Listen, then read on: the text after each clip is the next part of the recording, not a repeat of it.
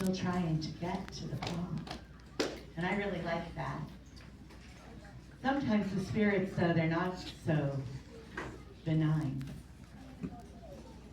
A few years before even that story took place, way back in the 50s, there was a family heading out of Chula Vista home. On the way home down Proctor Valley Road, on the way home from church.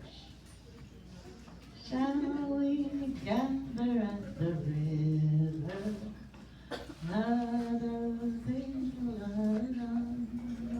Becky and her sister would sit in the back seat, listening to their mom hum and half sing the old hymn. They were driving along after church service. Becky was smoothing down her Sunday best dress, looking at her little sister Sadie on the back bench seat. Up front, Mama said, "Oh, wasn't that a wonderful service, Henry?" "It sure was, Hazel. I think that was one of the best services I ever saw. It's good to be going to those evening services. There's something special about them. It makes the long trip home from Chula Vista worth it." "Yes, it does, Henry. Yes, it does. You know, when that preacher started to talk about the evil king, Nebuchadnezzar, and how he was banished out to the wilderness like this, way out in the desert, and he was crawling like a wild animal, and there was dew wet on his naked, whoa! Well, the car started to buck and jump around, and Mama said, "Henry, what are you doing?" And Henry said, Papa said, "Well, I'm sorry, honey, I just didn't see the big rock here in the middle of the road." Well, Becky looked around, and her mama in the front seat looked around, and she said, "Henry, this doesn't look like a road at all. I don't think we've ever come home this way before." I know, Ethel, it's a shortcut. Buck told me about it." Mama's voice turned to ice. "Buck, that booze hound. Now, Ethel, he's not so bad." Papa had a soft spot for his friend Buck, but Becky knew Mama was right. He was a booze hound. "Now, girls," said Mama, "you don't, when you start thinking about finding a boy to date." Sadie and Becky started to giggle in the back seat, and Mama said, "Now listen to me, I'm serious.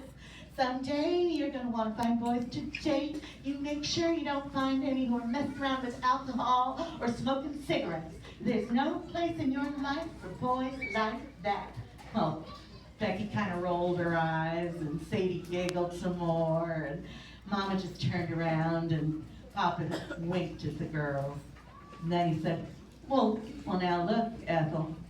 Look, I know we're following a shortcut, but we aren't the first people to do it, see?" And when Becky looked, she got up on her knees and she looked through the windshield, and she could see tire tracks heading down this dry creek bed. It wasn't really even a road at all. And Mama, she said, "Well, I can see what kind of people were here." And her voice was still pretty frosty.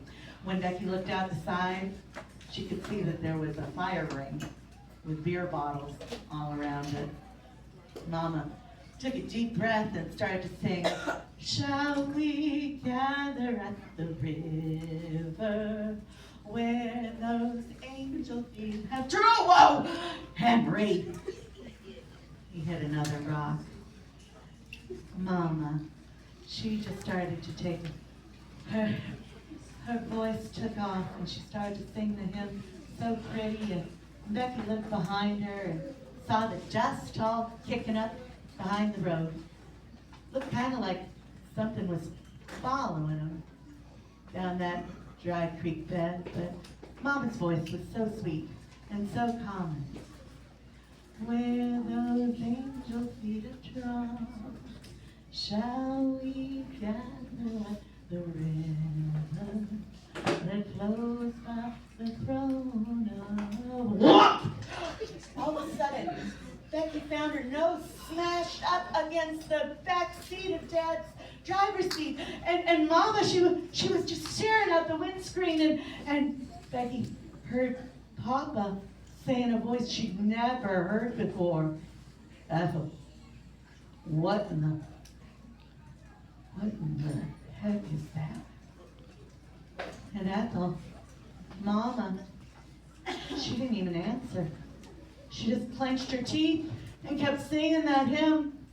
"Oh, sweet Jesus, where those angel feet have trod." And Becky, well, she had to see what it was that was getting to her parents. As she leaned closer to the front seat, she could see on the back of Daddy's neck, in the gloom, tiny little hairs standing straight up. And she looked out the windscreen, and there it was. A creature all covered in black fur, sort of slithering across the road. It didn't look quite human, but it didn't look quite not human either. Slithering like a snake that had arms and legs and claws. And Becky, while she was looking at it, the headlights caught its eyes, glowed red, and looked at her right down into her soul. Well, Papa, he leaned on the horn nice and loud.